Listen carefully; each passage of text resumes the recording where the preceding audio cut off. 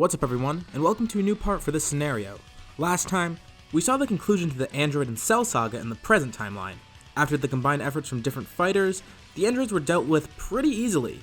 Cell was killed before he can even become strong enough to face anyone, 17 was killed by Piccolo and Tien, while Vegeta and Trunks handled 16 and 17 after exiting the Room of Spirit and Time. Meanwhile, Goku and the two Gohans also got some training in the Room of Spirit and Time, accessing Super Saiyan Grade 4, but never actually getting to use it. With the victory in this timeline, Trunks and Gohan were able to finally head back to their timeline. We could start this part from here. Following the arrival in their timeline, one of the first things Gohan and Trunks do is begin their search for Jiro's lab. They're successful after getting some help from Bulma and using what they learned in the past, and are able to collect any potentially important plans while also destroying Cell before he even gets a chance to be born. With that out of the way, and not much else to do at the moment, we have a brief period of peace. One thing that the two of them consider is trying to bring back some of the people who died, at least whoever they can. A lot of you mentioned this in the comments, but honestly, I don't see it happening. There's a few issues here. 1, there's no Dragon Balls on Earth since Piccolo died. 2, if they try to go to Namek again, they're gonna have a lot of trouble finding it, and I doubt they'll even be able to. And 3, even if they do manage to find it, Goku will stay dead due to him dying from the heart virus. But the biggest issue of them all, they can't even get to New Namek. No one knows where New Namek is, and the only way anyone can get there before was when Goku used instant transmission. But here, there's obviously no Goku. So the only way they could find New Namek is if they had help from King Kai or Goku himself. But they have no way to contact those two. You could argue that maybe King Kai or Goku would try to contact Gohan or Trunks first, but that's pretty unlikely. Otherwise, that probably could have just happened in canon with Trunks' timeline. I could do some whole thing where they get into contact with these two, but that seems very unlikely to happen. Plus, who knows? I would assume everyone is happy in the afterlife much like Goku. They've been gone for about 2 decades, so bringing them back now is too late and it's kinda weird. I mean, if any of this was possible, it probably would have been done in between Dragon Ball Z and Super when Trunks was able to actually do this. But either he wasn't or he didn't want to, so I don't feel like that's gonna happen here either. Time passes, and there's still a period of peace. Gohan and Trunks help rebuild society, but they also get some training in just in case. They are the last remaining defense for Earth, so they do keep up with it. Not much of interest happens during this time though. Trunks does access Super Saiyan Grade 4, and that's what they end up training with, but they have a new goal now. In the Room of Spirit and Time, Future Gohan remembers something he saw from the past Kid Gohan. Much like in canon, that Gohan was briefly able to access a power beyond Super Saiyan, something way stronger than anything they've seen before, and Future Gohan wants to see if he can find out what that is. Same with Trunks, and it's good that they're training, as a new threat is about to appear. Since we don't know too much about the Buu saga in the future, we'll have to be a little creative here, but I'm going to keep it grounded and based on what little we do know. One day, in one of the cities, an attack occurs similar to that of the androids. It's really just bait, performed by a strong enemy named Dabura, and he's attacking the city to try and bring out any potential people to take energy from. If this plan works, he should find some strong fighter, which will be a good source of energy for him. Trunks and Gohan learn of the attack on the news, and they prepare to head over. Is it an android again? They don't really want to deal with this again, so they want to get rid of it as fast as possible. However, when they're about to leave, 2 strange figures confront them, saying they need to talk. Gohan and Trunks get hostile, assuming that these might be the enemies, and they can't waste time. The two reveal themselves to be Kais, named Shin and Kibito, much like King Kai who Gohan knows of, but higher above him. They explain what's happening and why they're here, and why they need Gohan and Trunks' help. Luckily, Gohan and Trunks were heading over there anyways, so they all head towards the city. Over the past few years, Babidi has been on Earth hiding, trying to gather energy, but not much energy has been around for him to gather. Being impatient now, Babidi wants to take action, and he sends Dabura out to actually draw out some strong energy sources. And his plan is kinda working, but he's gonna get more than he bargained for. Shin and Kibito want to actually train Gohan and Trunks first before they go to fight Dabura, explaining that he's a very strong foe. They really don't want to hold up on fighting him, but they realize that Shin has better judgment here, and this is probably the best option, so it should be helpful here. I mean, it worked for them against the androids, so why not? While flying, Shin transports everyone to the sacred world of Kais. Shin picks up on the fact that Trunks has a sword, so it gets him thinking and he's curious to see if Trunks can wield the Z-sword, if he's even able to free it from the stone. Well, Gohan is the stronger one here. Maybe Trunks can use the sword to fight Dabura since he's more experienced with that kind of stuff. While Gohan trains with Shin and Kibito, Trunks is tasked with freeing the Z-sword. Eventually, he is able to do it, struggling at first to actually wield it, but starting to get the hang of it after a few hours, and getting exceptionally stronger.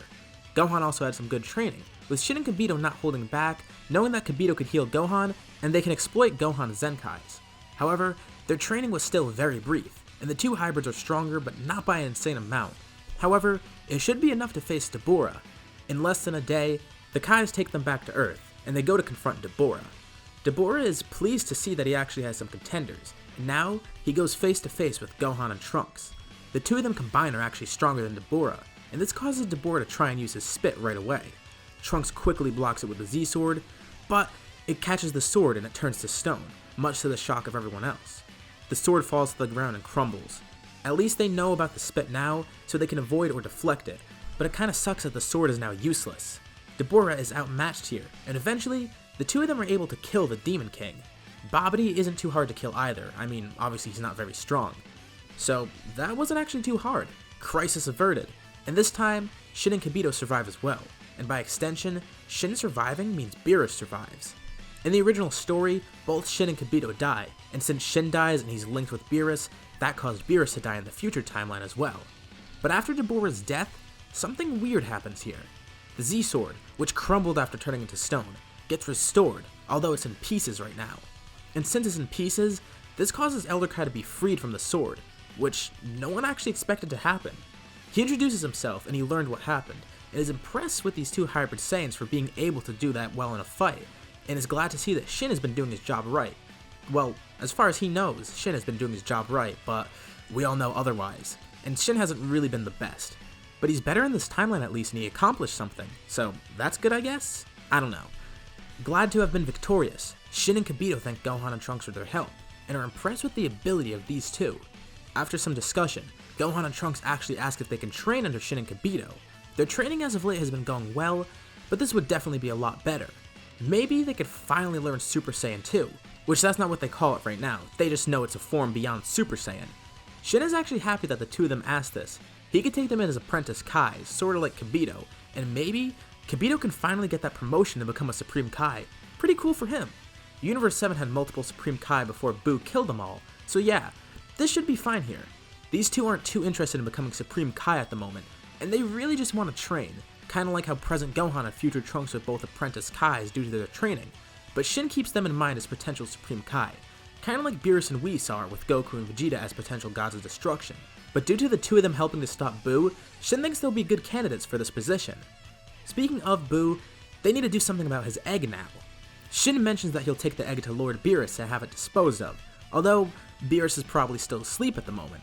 This mention of Beerus intrigues Gohan and Trunks, interested to learn of this guy and who he's supposed to be. A god of destruction?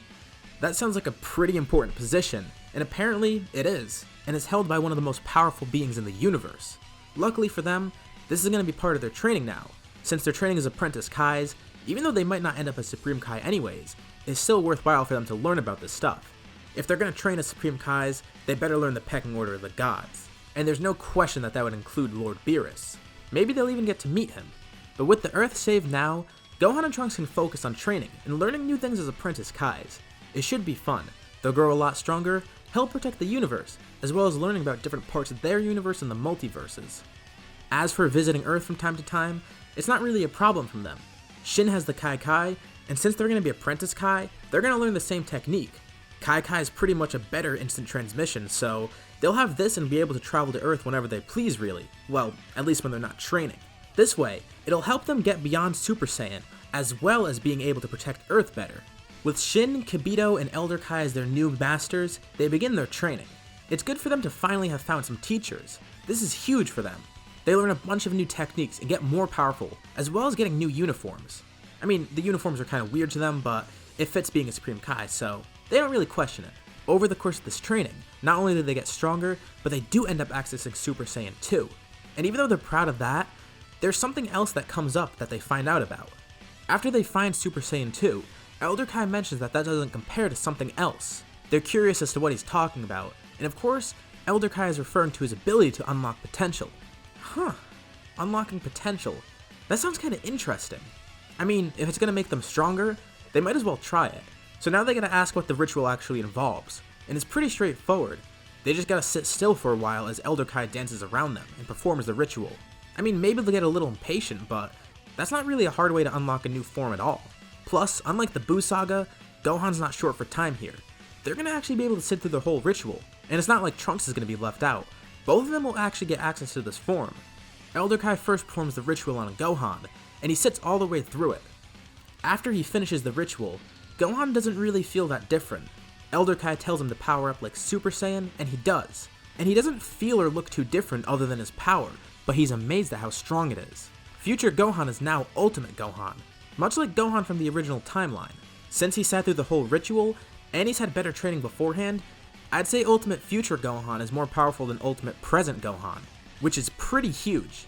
Next, Trunks receives the ritual, and much like Gohan, he has a huge increase in power. The two of them are very close, but Trunks is a little bit behind Gohan in terms of power. But the two of them in their ultimate form are insanely strong. Shin, Kibito, and Elder Kai are completely speechless at how strong they are. They might have even surpassed them already, even though they're just disciples right now. It's kinda crazy to think about.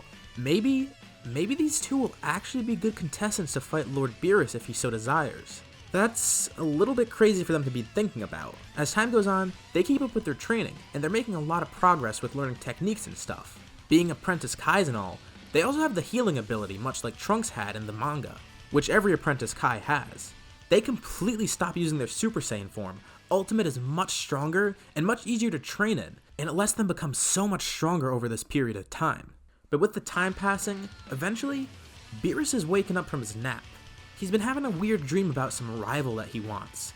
A super something god? Super Saiyan god. That's what he's been dreaming of. He wakes up and is greeted by Shin first, who brings him Boo's egg, and he destroys it instantly. He's not too interested in that right now. He's glad to see Shin though.